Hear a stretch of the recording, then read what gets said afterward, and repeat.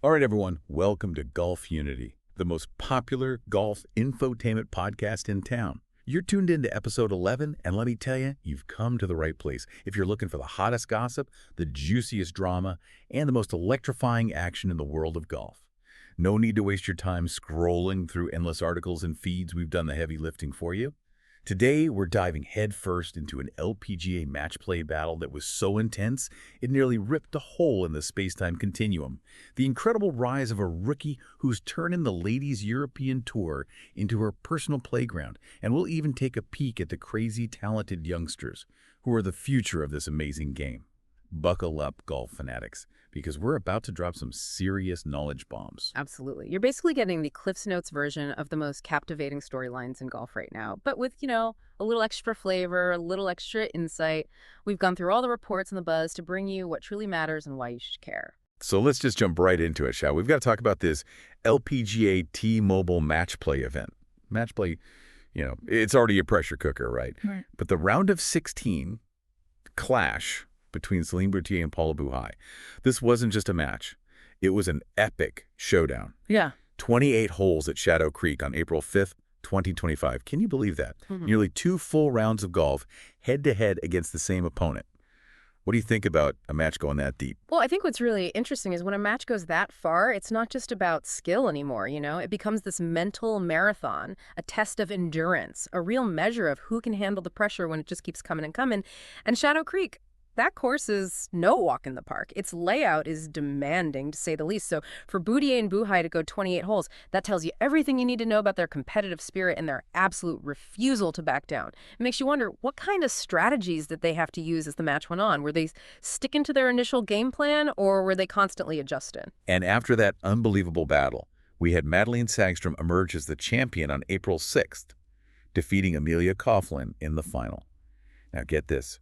It had been nearly 1,900 days since her last LPGA victory. That's a long time in professional sports. What does a win like that mean, especially after such a dry spell? It's huge. When a player goes that long without a win, a victory isn't just about the trophy or the points. It's like this massive psychological breakthrough. It's validation for all the hard work they've put in, all the setbacks they've overcome, and the belief they've held on to, even when things were tough.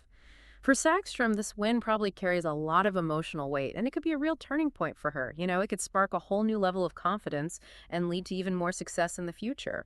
You have to admire that kind of perseverance.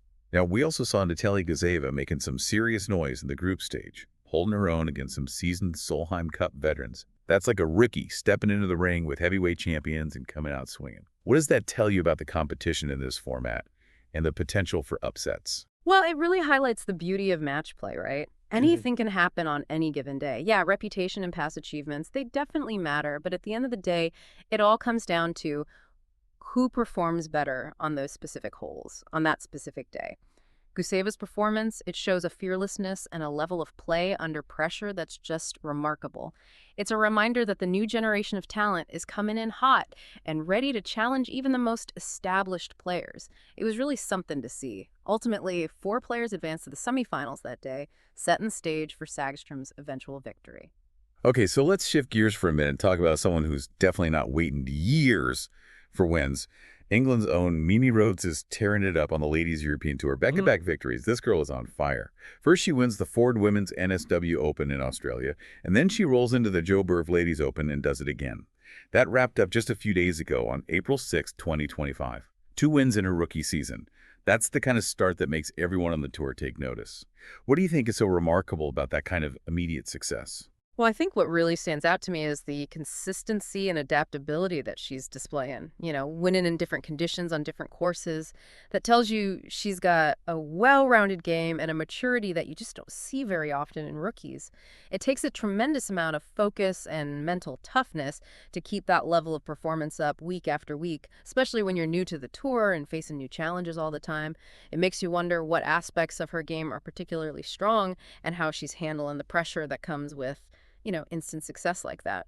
And her win at the Joburg Ladies Open at Maderfontein Golf Club, it wasn't exactly a walk in the park either. The weather was pretty brutal thanks to all that rain, but she still managed to shoot a final round of 71, 2 under par, to finish at 14 under for the tournament. She even had a 3-shot lead going into the final round over some really tough competitors like Cassandra Alexander and Lauren Walsh.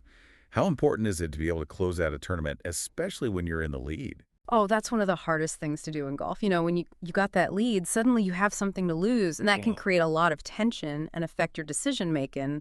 Rhodes' ability to stay calm under pressure and shoot under par in those conditions, that shows a lot about her mental game. It tells you she's not just talented, but also incredibly resilient, which is a hallmark of all the truly great players. And talk about pressure on the 18th hole. She went a little long and almost gave everyone a heart attack thinking there might be a playoff. But she kept her cool and sank that clutch par putt. Talk about ice in her veins. And her reaction afterward was priceless. It's honestly not sunk in yet. I'm still in shock. I've been working so hard for this moment. She sounds like someone who's living the dream. Oh, absolutely. That moment on the 18th was pure championship grit. Even after a less than perfect shot, she was able to regroup and execute perfectly when it mattered most. That par save wasn't just about technique. It was about mental toughness, focus, and determination. And yeah, that quote, it really brings home the journey, the dedication and the sacrifices that these athletes make to reach that level. It's inspiring. And get this, they're even comparing her early success to Lynn Grant, who also had 2 wins in her rookie LT year back in 2022, one of them being the Joburg Ladies Open. Now, that's some pretty impressive company. Oh, and I almost forgot, did you hear that she's been staying at an Airbnb with Lily Mae Humphreys? Sounds like a pretty fun and supportive environment for these young pros on tour. That comparison to Lynn Grant is really saying something. Grant has become a force to be reckoned with on the LAT, so for Rhodes to be mentioned in the same breath, especially this early in her career, it shows just how much potential people see in her. And yeah, the Airbnb thing gives you a glimpse into what life on tour is really like. It emphasizes the importance of camaraderie and the support systems that these players build, especially when they're on the road. It's not always easy being a professional golfer. And guess what?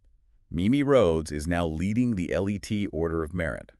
For those of you who might not know, that's the season-long ranking system. And she's also at the top of the Rookie of the Year standings. Talk about making an entrance. Now, we should mention that the Joburg Ladies Open ended up being shortened to 54 holes because of all that rain. But hey, they adapted, and we still got a fantastic competition. Big shout out to Cassandra Alexander for finishing strong in second place and Helen Bream for taking third. They definitely kept the pressure on Rhodes. Absolutely. To be leading both the Order of Merit and the Rookie of the Year standings at this point, it's a huge accomplishment, and it shows a remarkable level of consistent performance. And yeah, the tour's ability to adjust to those weather disruptions, that's a testament to their professionalism and their commitment to the game. And you're right, the strong finishes from Alexander and Bream, they really highlight the depth of talent on the LET, which makes Rhodes' victories even more impressive. All right, so the LET is moving on. And next stop is Cape Town for the Investec South African Women's Open. That tees off at Erenvale Country and Golf Estate from April 10th to 13th, 2025. So mark your calendars, folks, because this is happening right now as we're speaking. Today is April 8th. This is the 32nd edition of this tournament, and it's the 10th time it's being co-sanctioned by the LET and the Sunshine Ladies Tour. Sounds like a can't-miss event. It's definitely a major stop on the LET schedule, and the co-sanctioning just adds to the excitement by bringing together some of the best players from both tours. Erenvale Country and Golf Estate, which hosted this event for the first time last year, is just a gorgeous setting for what promises to be another thrilling tournament. It'll be interesting to see how the players adjust to the course now that they've had a chance to play it once already. And the field is absolutely stacked, just like you'd expect. We've got 132 players from 35 different countries. Talk about a global competition. We've got Mimi Rhodes, fresh off her back-to-back wins, and the Lala Merriam Cup champion, Kara Gaynor. Plus, get this, there are 40 past LET winners in the field with a combined total of 76 victories. That's a lot of experience teeing it up. That level of experience and the international representation, it really speaks volumes about the strength and the global appeal of the Ladies European Tour right now.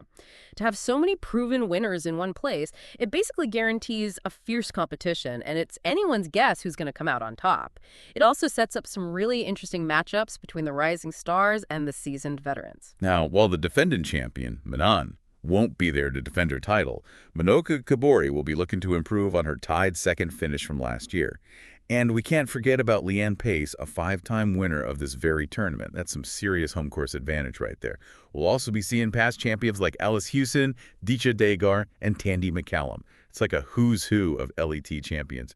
It is, and, course history can be a huge factor in golf. A player who's won multiple times at a particular venue, they often have a comfort level and understanding of the course that can give them a real edge. Leanne Pace's record here is phenomenal, and it'll be fascinating to see if she can add another win to her name. And the presence of all those other past champions, it just adds another layer of intrigue to the whole thing. Will experience win out, or will a newcomer like Rhodes keep her winning streak alive? And there are some serious perks on the line here. The winner gets an automatic spot in the Dutch Ladies Open, and any of the top 10 finishers who aren't already qualified get a spot in the Aramco Series Korea. That's some serious motivation right there. Oh, yeah. Those kinds of incentives are incredibly valuable for professional golfers. Qualifying for other prestigious events like that can be a real game changer for their careers. It can boost their rankings, increase their earnings, and give them more exposure. It definitely adds another layer of competition to the tournament, knowing what's at stake. All right, so now let's take a look at the future of golf. With the Drive, Chip and Putt National Finals, this is where we get to see the raw talent of the next generation of golfers. The finals wrapped up on April 6th, 2025, and we saw some truly impressive performances from these young players across all age groups. It's always so inspiring to see the passion and dedication of these kids. It really is, and this event is so important. It's a fantastic way to introduce young people to the game and help them develop their skills in a fun and supportive environment. When you see the level of talent and enthusiasm on display at the Drive, Chip and Putt National Finals, it gives you so much hope for the future of golf. And we even had this really cool moment with Bella Simos from the girls 10-11 group. She got to pose for a picture with the legend himself, Tom Watson. That's the kind of memory that will last a lifetime, and it's a beautiful connection between the past and future of golf. Absolutely. That kind of interaction with a legend like Tom Watson, it can be so inspiring for a young golfer. It gives them a real connection to the history and tradition of the game, and it can really fuel their passion and their dreams. And all of this is part of the incredible work being done by the LPGA USGA Girls Golf Program. They're doing an amazing job of nurturing these young talents and creating a really supportive environment for girls to get involved in the sport. It's not just about competition, it's about building a community and a love for the game. The LPGA USGA Girls Golf Program is vital for the growth of the women's game. It provides a pathway for these young girls to learn the fundamentals, hone their skills, and maybe most importantly, feel like they belong in the golf world.